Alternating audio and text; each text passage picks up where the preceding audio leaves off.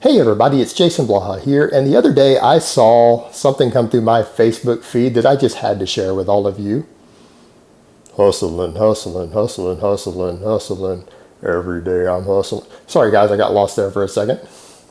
Alright guys, the newest fitness hustle is now people selling dedicated blood flow restriction bands. You guys already know my stance on blood flow restriction training. I think it's trendy, potentially dangerous, risky nonsense that just requires people to buy a little bit of extra equipment to train.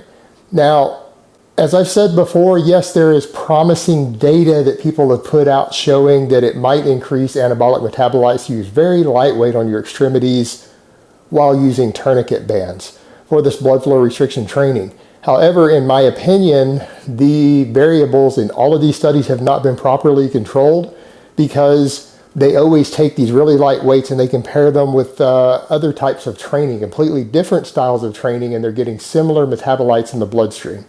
First of all, those similar metabolites do not always guarantee muscle growth from the metabolic fatigue.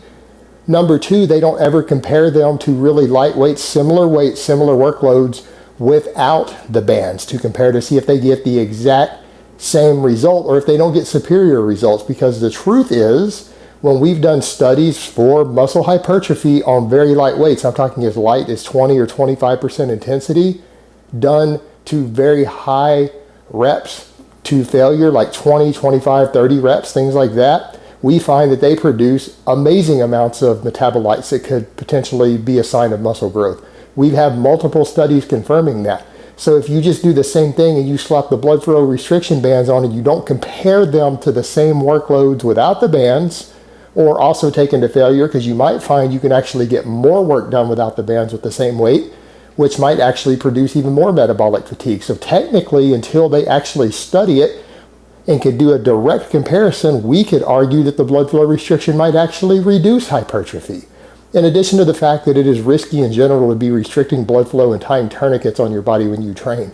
So again, this is just trendy, unproven nonsense as far as I'm concerned, as far as this style of training. And now the industry has jumped on top of it and they're making products that they can sell you to help you do this type of training that is still remains unproven and many of us consider to be risky and stupid.